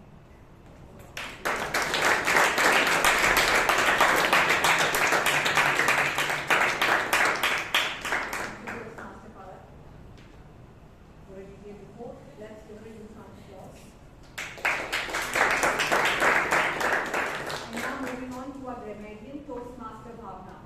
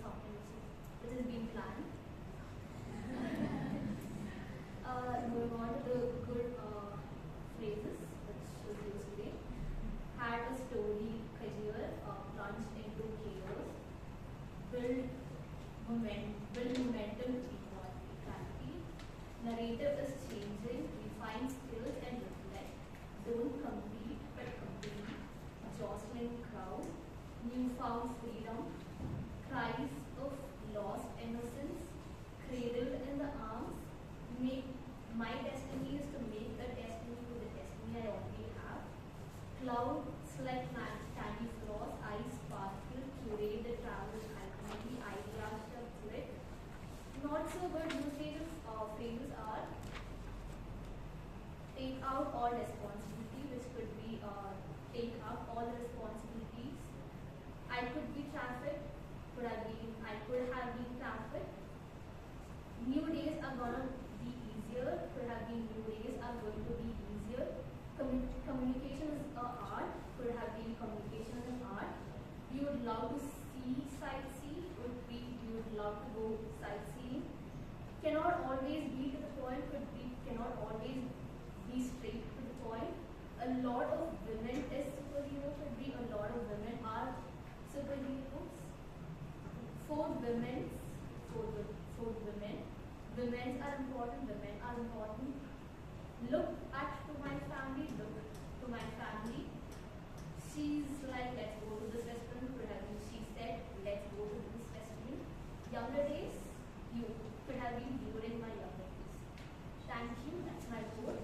And wishing all the women out there happy.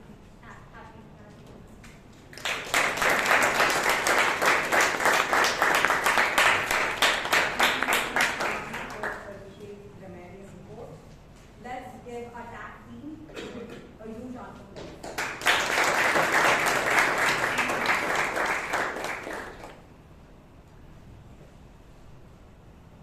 As much as my grandmother has inspired me, this very place will also inspire me. If today I'm standing here and able to speak or share my thoughts to all of you is because of Toastmasters. It helped me believe in myself when I at the time lost that kind of confidence and belief in myself. So I would like to give the credit and thank you all for making me who I am today. And before I sign off, I would like to share the password, and the password is 7325.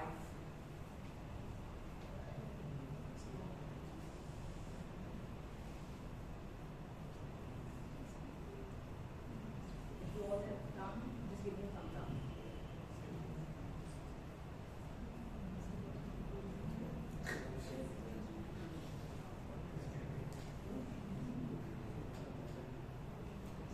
Once you're done, I just have one suggestion to the committee. In Toastmasters, something that we all reinforce or in public speaking is whoever is on the stage, do not leave the stage until the next row taker comes in and we greet either by shake hand or by a namaste.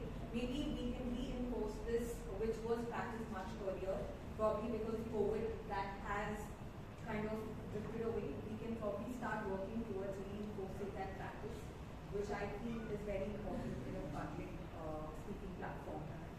With this, I would like to hand over the stage to our Toastmaster of today.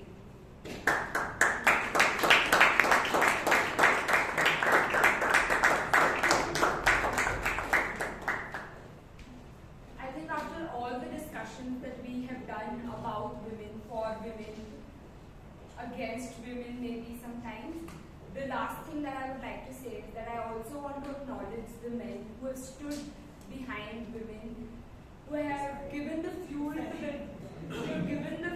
their dreams instead of clipping their wings. So kudos to all the men who are supporting women in the tiny ways that they can. Also, one reminder to the guests. Can I please have all of you fill the guest register that is placed at the near the magazine there? And yes, I am extremely grateful for the opportunity that I got today. I hope I've done justice to my role and entertained the audience. If not, I hope to do better next time. Back to you.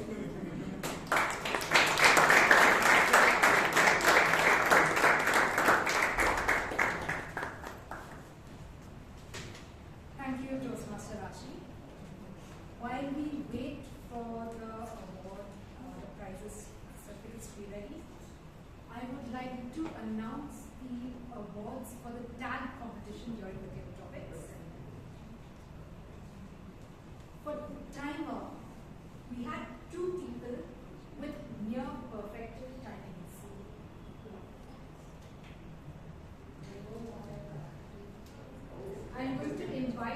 our timer to hand over these prizes.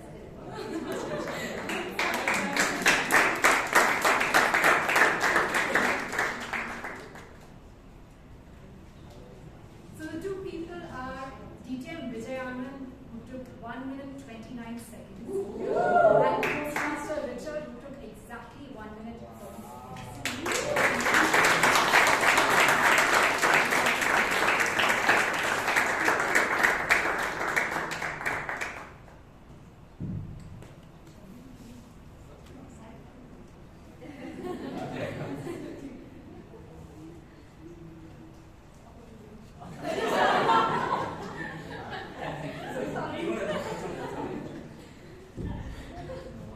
Thank you, Toastmaster Nisha. For our counter report, we had 4 people who were flawless. Toastmaster Vishal, Toastmaster Shashank, Toastmaster Alok, and DTM Vijay. If we can have Palak come on stage.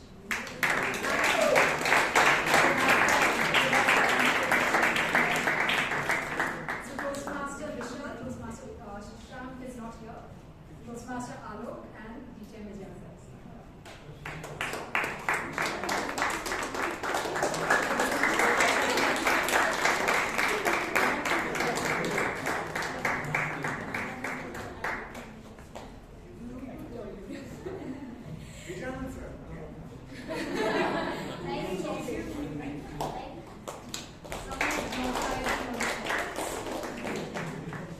For good usage of grammar, we can have Toastmaster Bhavana come up on stage. We had Toastmaster Akash, who said, ideas shall click. Toastmaster Akash.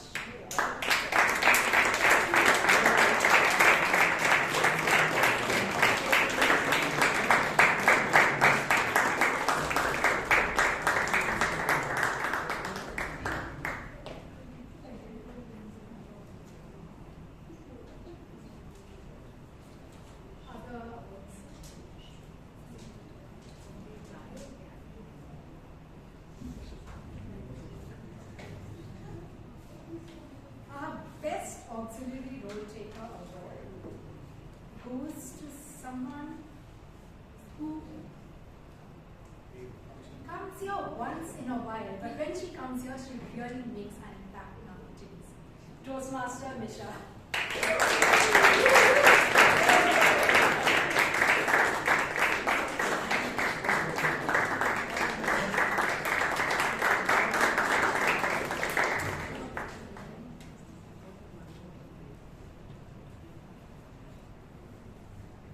Our best role taker award goes to someone who was inspired by her grandmother's life story.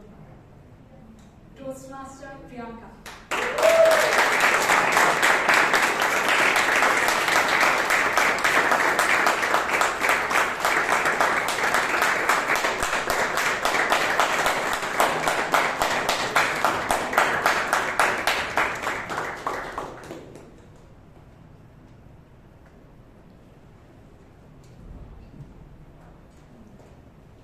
Our best evaluator award goes to the ever bubbly and someone who always helps out setting up the stage, Toastmaster Shreya Sarigori.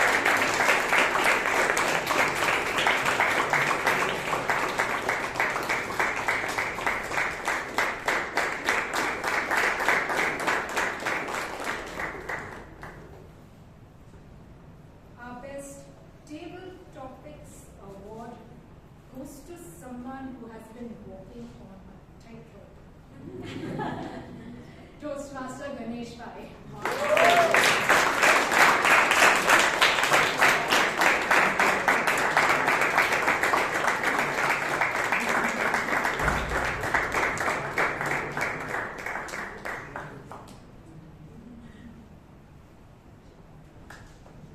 And our best speaker award goes to someone who went back to our childhood and told told us about how she got lost in a train station. Toastmaster Shivangi is not here, but let's give her a round of applause.